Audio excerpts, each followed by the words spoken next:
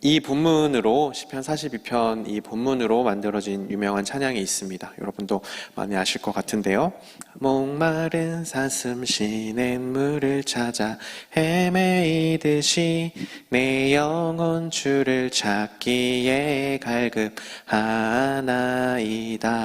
이 찬양 많이 아시죠? 저는 이 찬양 제가 처음으로 중학교 때 찬양 집회라는 거에 처음 갔을 때 이 찬양을 처음 들었고 그때 좀 많이 기억에 남았어요.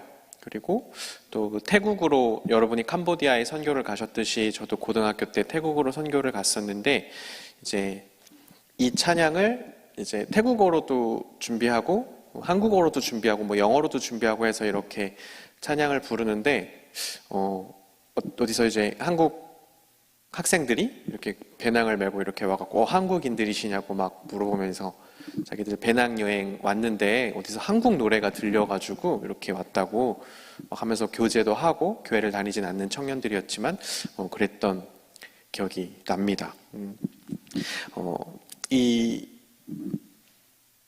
본문 그리고 이 찬양의 내용이 우리에겐 너무나 익숙하지만 또 한편으로는 얼마나 우리가 이 목마름이라는 거, 갈급함이라는 것에 대해서 생각을 하고 있는지 한번 나누어 보는 그런 시간이 되었으면 좋겠는데요. 팔레스타인 기후는 이제 이스라엘 이 지역은 우리나라와 달라서 물이 참 귀하다고 합니다. 그 지역 농담에 팔레스타인 염소는 자갈도 파먹는다라는 그런 얘기가 있는데요. 저는 가보지 않았지만 진짜 가보면 이제 염소들이 땅에 이렇게 고개를 쳐박고 막 이렇게 뭔가를 긁어먹는 거를 볼 수 있다고 해요. 그런데 그게 정말 흙이나 자갈을 정말 파먹는 게 아니라 사람 눈에는 잘 보이지 않는 그 땅 속에 있는 어떤 뿌리나 풀뿌리나 어떤 가지 같은 거 이제 그런 것들을 이제 파먹는 거라고 합니다. 이제 너무나 물이 없고 그리고 햇빛도 강하니까 이 식물들이 다 말라서 땅 위에는 이제 없고 이제 땅 속에 그나마 이제 바짝 말라버린 그 형체만 남아있는 그런 거를 염소들이 이제 고개를 이렇게 파먹고 그거를 먹는다고 해요. 어떻게 보면 참 너무 안타까운 그런 환경이죠. 그런 지역에 사슴이 사는 겁니다. 사슴이 사는 거예요. 이 사슴은 다른 동물들보다 열이 많아서 물을 자주 마셔야 한다고 합니다. 이제 우리 주변에도 그런 사람이 있죠. 저도 되게 열이 많고 오늘도 사실 그냥 반팔을 입고 나왔다가 열이 많아서 안 되겠는데 하고 사택 들어가서 급히 긴팔로 다시 갈아입고 나왔는데 저도 열이 많고 물을 되게 많이 마셔요. 사슴도 그렇다고 합니다. 그래서 이 지역에서 막 물을 찾아서 사슴이 많이 이렇게 뛰어다니고 헤매고 다닌다고 해요. 그런 어떤 환경적인 배경이 있는 겁니다.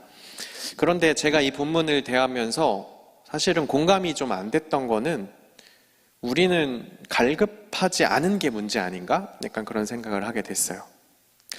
진짜 목마른 사슴처럼 뭔가 자연스럽게 이게 안 되잖아요. 사슴은 물을 찾아서 목이 마르면 그냥 당연히 물을 찾게 마련이라고 생각을 하는데 우리는 분명히 갈급한 게 분명한데 왜 우리는 찾지 않는 거지? 약간 이런 생각에 이 본문에 좀 젖어들기가 좀 쉽지 않았습니다. 그러니까 저 스스로에게도 가끔 채찍질하면서 이렇게 물어보거든요. 야, 너 지금 진짜 괜찮냐? 신앙적으로 너 지금 정말 괜찮아? 너 지금 목마르지 않아? 갈급하지 않아? 너 왜 그래? 저에게 이렇게 채찍질하듯이 이렇게 질문을 하곤 하거든요. 여러분도 어떠세요? 여러분 괜찮으십니까? 목마르지 않으십니까? 갈급하지 않으세요? 이렇게 제가 여러분에게 물어본다면 여러분의 마음에 또 막 불편함이 있는 거죠. 이 시편 속에 있는 갈급함, 목마른 사슴이 이제 목이 말라서 찾는다라는 이 갈급함은 어떤 당연한 것, 당연히 생겨나는 그런 본능적인 건 아닙니다, 사실. 목이 마르면 사실 이 본문에서 말하는 목마름, 갈급함 이것은 어떤 식으로 표현할 수가 있냐면 목이 마르면 물을 찾아서 막 여기저기 뛰어다니는 적극적인 자세를 갈급함이라고 표현을 하고 있습니다. 목마름이라고 표현을 하고 있어요. 사슴은 그런 삶의 태도를 가진 존재인 겁니다. 우리가 그냥 갈급함이라고 생각하면은 우리에게 그냥 쉽게 오는 그런 이미지, 목마르다 약간 이런 게 아니라 목이 마르고 거기서 멈추는 게 아니라 찾아다니는 거죠. 내 목을 축이려고 막 여기저기 찾아다니는 겁니다. 오늘 본문에서 말하는 갈급함이란 거는 바로 이런 적극적인 삶의 태도를 말합니다. 그래서 우리가 성경에서 보면 어린아이와도 같아야 한다는 그런 말을 하는 거죠.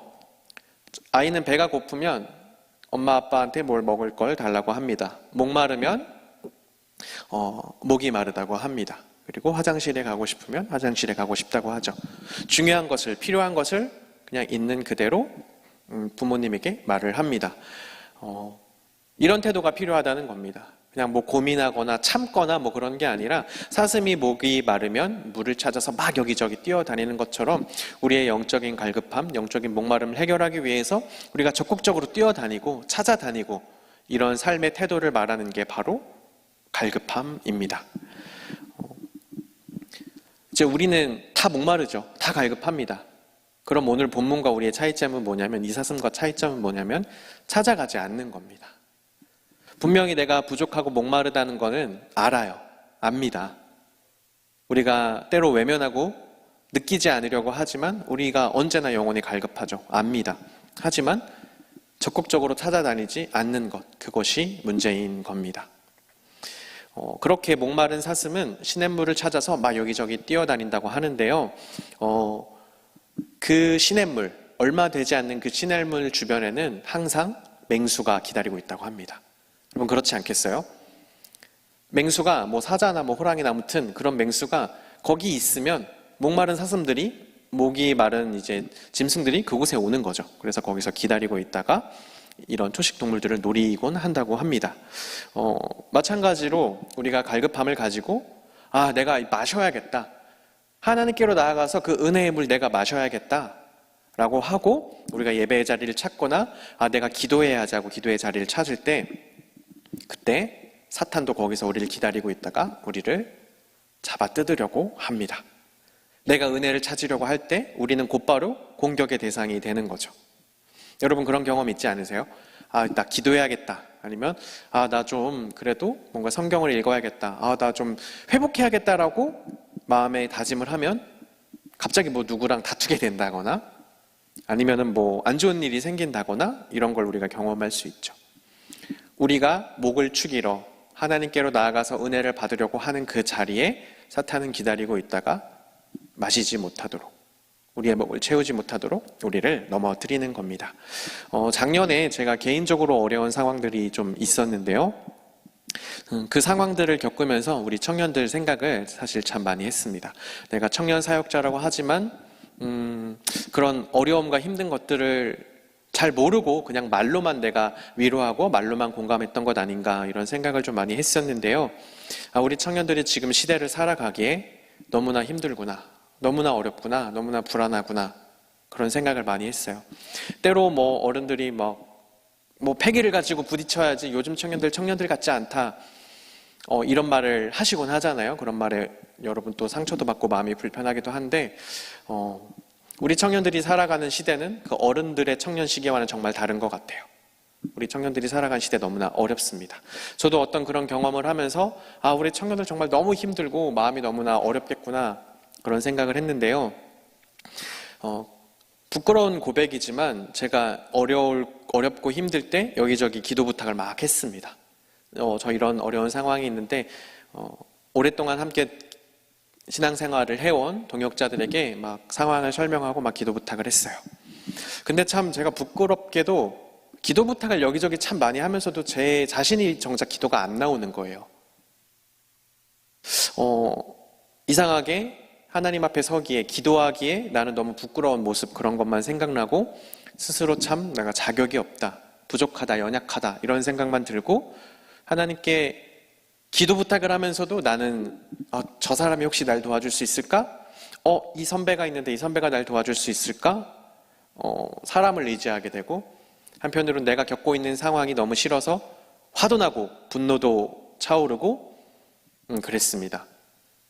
이 말씀을 대하면서 내가 지금 힘들고 어려운 상황에서 하나님을 붙잡으려고 하니까 내가 이렇게 공격받는구나, 사탄이 지금 날 노리고 있다가 공격하는구나, 그런 생각을 했어요. 딱 그랬습니다. 여러분 문제를 만나게 되고 제가 이제 반응을 하면서 좀 스스로 느낀 게 있는데요. 문제와 만났어요. 그래서 하나님께 기도하려고 하는데 사탄이 그걸 방해합니다. 저를 막 물어뜯고 사방에서 공격이 들어왔어요. 근데 그 공격을 당하니까 여러분 누군가 우리를 공격하면 우리 이렇게 움츠려 들잖아요. 이렇게 움츠려 드는데 이렇게 움츠려 들어요. 그러면 내 어떤 삶의 자세, 신앙의 자세가 이렇게 낮아지니까 문제가 더 커 보이는 거예요. 이렇게 설명을 해볼게요. 문제가 한 이 정도 됐다고 해봐요. 근데 사탄이 저를 공격합니다.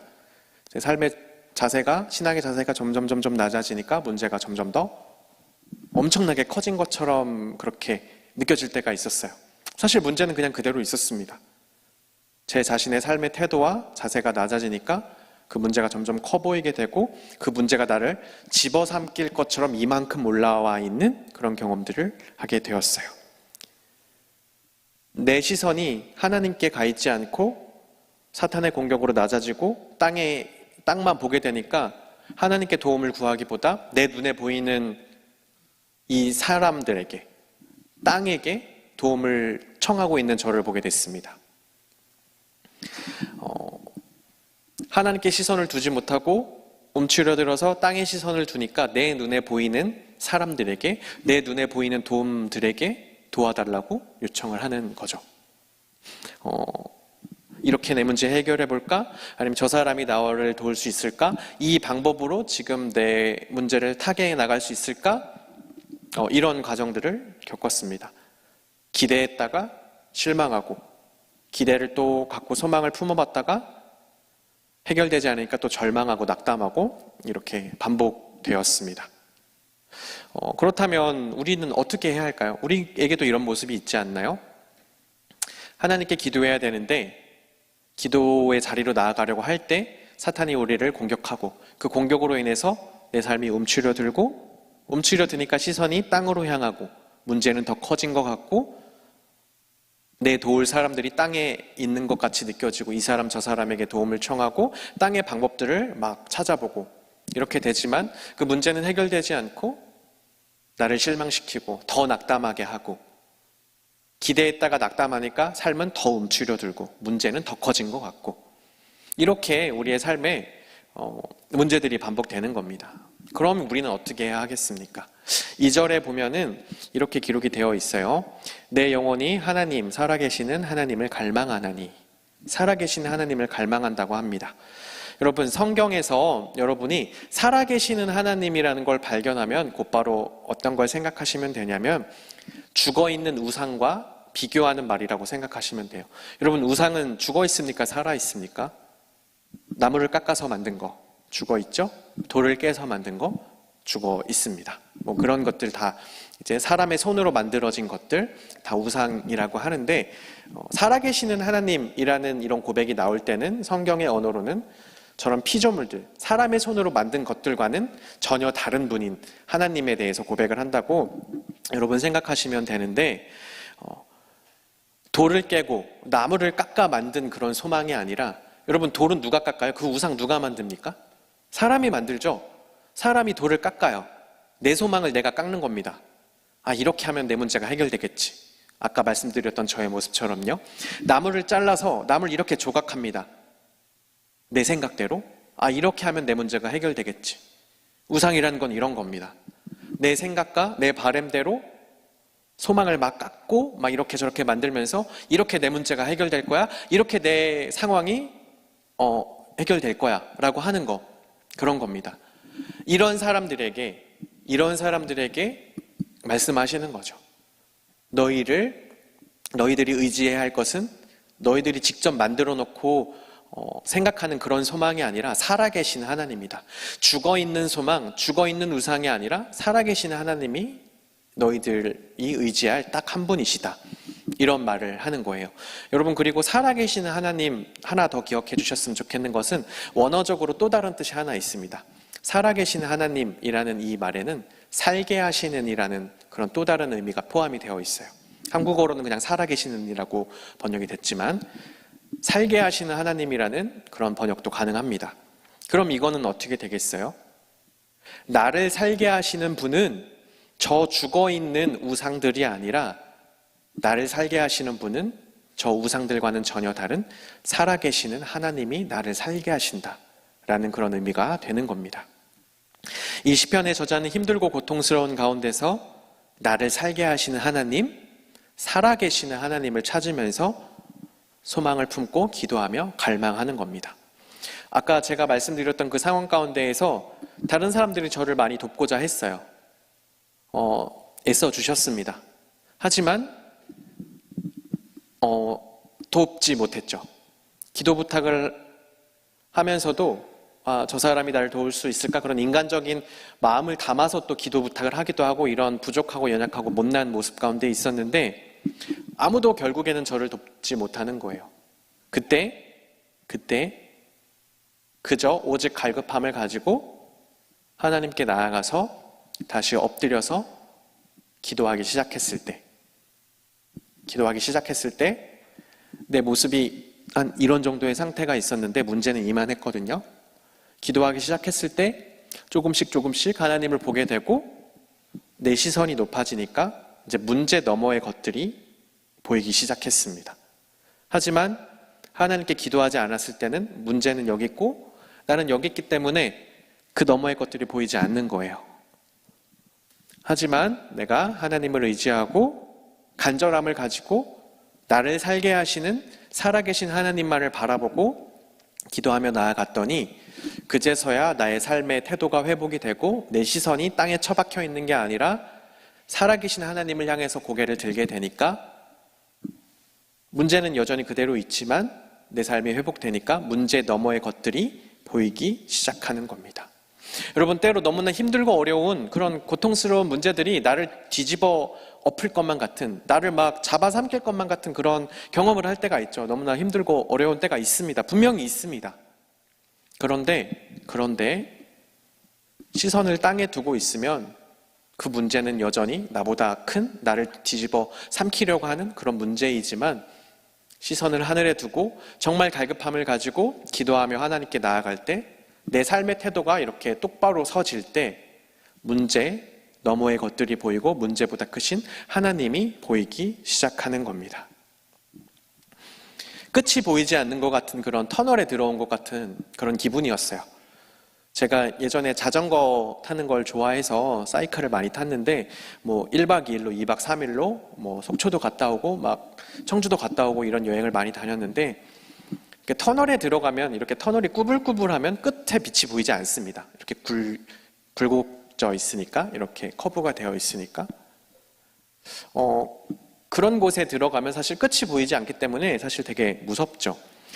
제가 그때 당시에 있던 상황은 끝이 보이지 않는, 끝에 햇빛이 보이지 않는, 빛이 보이지 않는 그런 어두운 터널 속에 있는 것 같은 그런 상황이었어요. 그런데 여러분, 그곳에 있을 때 가만히 있으면 그 어둠이 끝나나요? 가만히 있으면 저절로 그 터널 안으로 빛이 들어올까요? 그렇지 않죠. 비록 내 눈에 빛이 보이지 않아도 방향을 잡고 어둡지만 한 걸음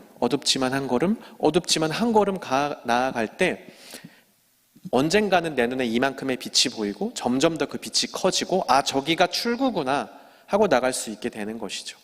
제가 어둠 속에 있을 때 기도하지 않을 때는, 하나님을 붙잡지 않을 때는, 갈급하지 않을 때는 그냥 어두웠어요. 그냥 어두웠습니다.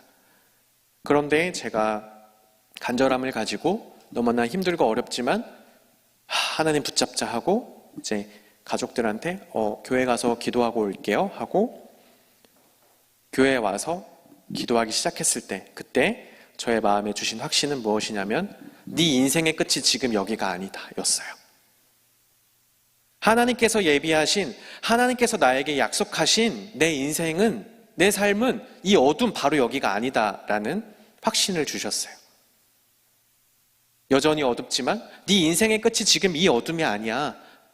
이 터널 속 빛도 안 보이는 여기가 아니야 라는 이 마음을 주시고 기도 한 번, 또 기도하고 할 때 한 걸음 한 걸음을 걷게 됐습니다. 처음에는 안 보이죠. 처음에는 안 보였습니다. 확신을 주셨지만 여전히 상황은 나아지지 않고 그저 그런 상황이지만 분명히 하나님께서 나에게 네 인생의 끝이 지금 여기가 아니라는 마음을 주셨기 때문에 계속 기도했어요. 지금 돌이켜보니까 그 기도가 한 걸음 한 걸음이었던 것 같아요. 어둠이 보이지 않지만, 어둠 속에서 아무것도 보이지 않지만 기도하고 기도하고 기도하는 것이 한 걸음 한 걸음을 걷는 일이었다라는 것이죠. 걷다 보니까 빛이 보이고, 아, 저기구나 하고 계속 기도하다 보니까 그 빛이 점점 커지고 결국에는 그 어둠에서 나올 수 있게 되었던 것입니다. 목사가 기도 부탁을 하면서도 기도하지 못했었다라는 이 고백은 사실 부끄러운 일입니다. 하지만 여러분에게 이것을 나누는 것은 정말 갈급함을 가지고 하나님을 붙잡으면 내가 비록 지금 어둠 속에 있더라도 한 걸음을 걷는 것이라는 얘기를 여러분에게 하고 싶어서입니다. 기도 한 번 했다고 딱 한 걸음 걸었다고 빛이 보이지 않을 수 있어요. 하지만 여러분이 경험하고 있는 어둠, 경험하고 있는 힘든 어려운 문제들, 그것이 하나님께서 여러분에게 약속하신 마지막이 아니라는 것을 믿고 내 인생의 끝이 여기가 아니다, 내 인생의 종점이 여기가 아니다, 하나님께서 나에게 약속하신 내 인생의 결말은 이 어둠이 아니다라는 것을 믿고 여러분이 간절함을 가지고 기도할 때 여러분은 어둠 속에서 한 걸음을 걷는 겁니다. 그리고 또 기도할 때 또 한 걸음을 걷는 겁니다. 그렇게 여러분이 기도하며 걷다 보면 결국엔 하나님께서 약속하신 방향으로 여러분의 삶이 이끌려가고 긴 어둠의 터널에서 나와서 빛의 자리로 나아갈 수 있게 하는 것입니다. 정말 그랬습니다. 나를 살게 하시는 분은 살아계신 하나님 한 분뿐이었습니다. 시편의 기자는 4절에서 과거를 돌아보면서 현실을 슬퍼하는 그런 장면이 나와요. 기쁜 감사의 노랫소리와 축제의 함성과 함께 내가 무리들을 하나님의 집으로 인도하면서 그 장막으로 들어가곤 했던 일들을 지금 내가 기억하고 내 가슴이 미어지는구나, 이렇게 말을 하는데요. 이 시편의 기자는 아마 성전에서 예배를 인도하는 어떤 그런 일을 했던 사람인 것 같아요.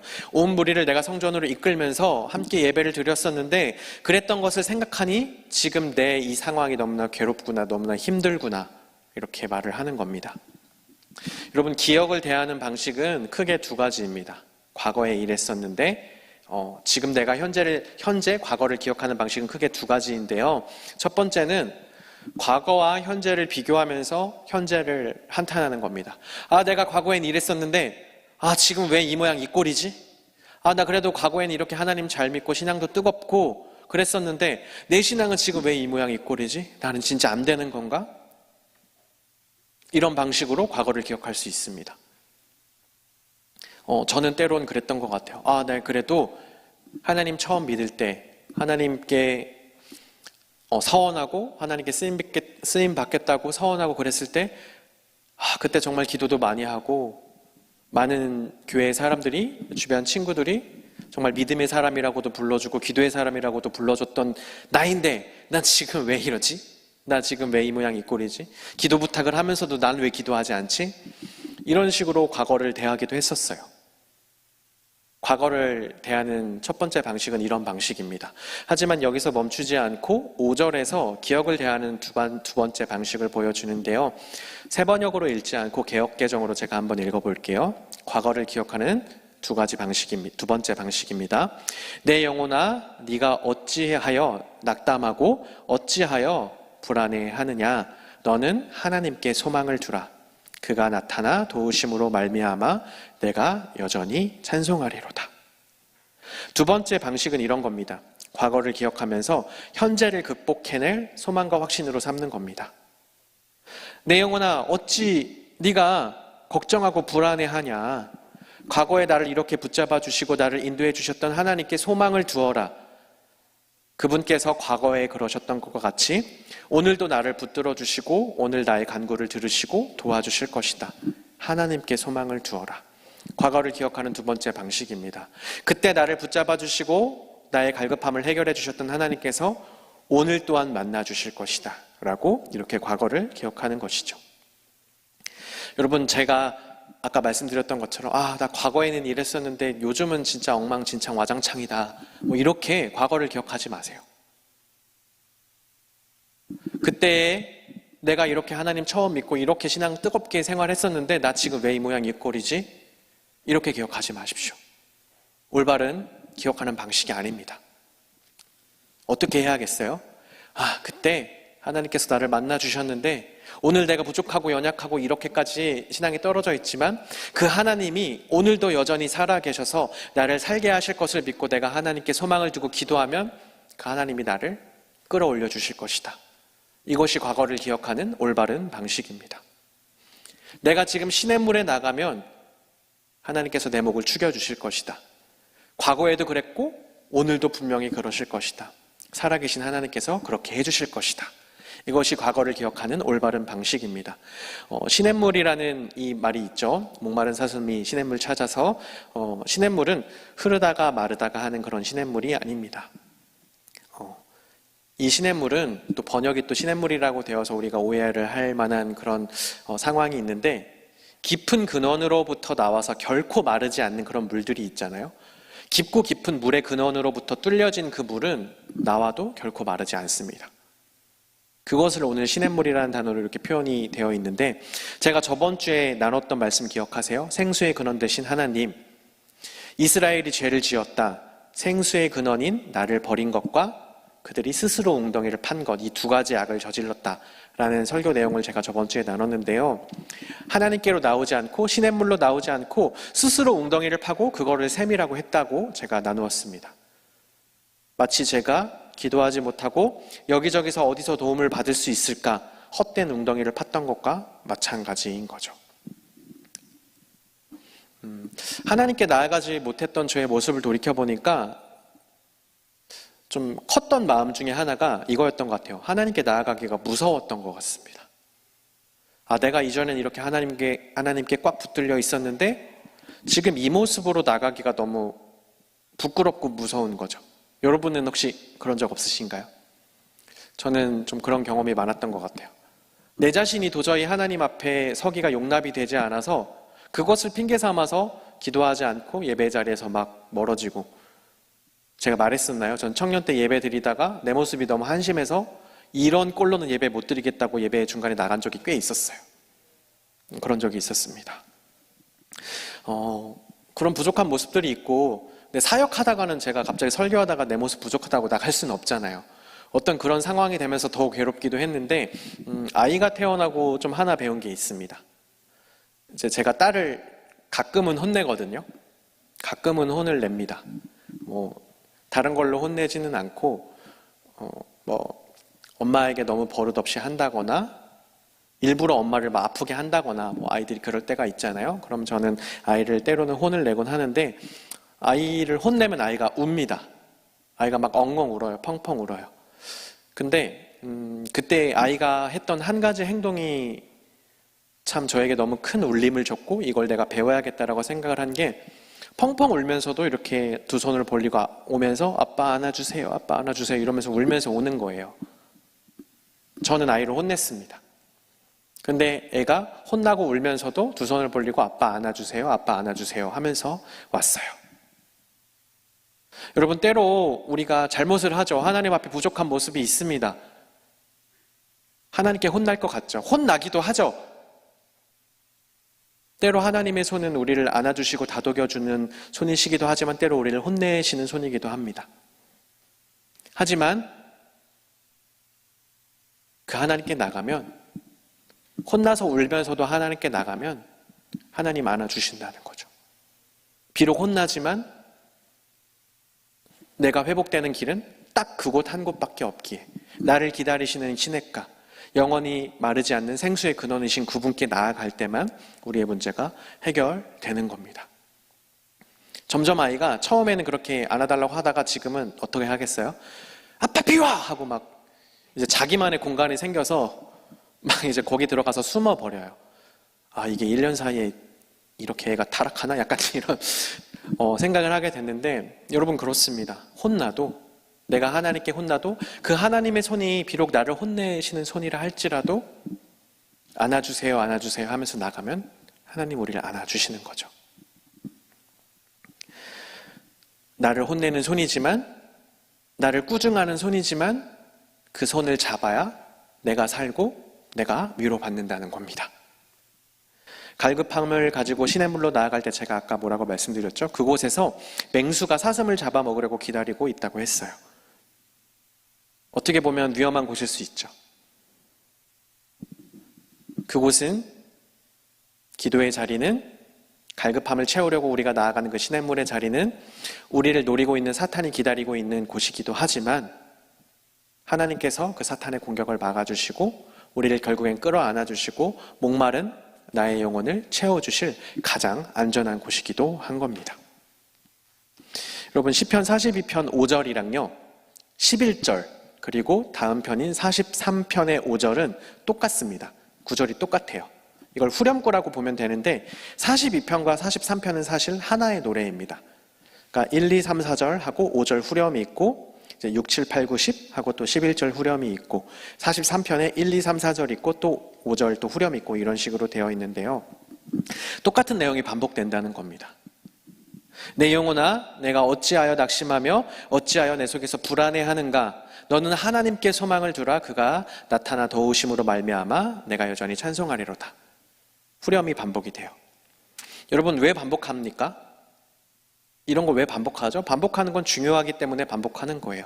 그리고 또 왜 반복하죠? 잊어버릴까 봐 반복하는 거예요. 아니요, 잊어버렸기 때문에 반복하는 걸지도 몰라요. 이렇게 생각을 해볼게요. 인생 1절을 살다가 막 지치고 힘들고 막 어려웠어요. 이 후렴을 부르는 겁니다.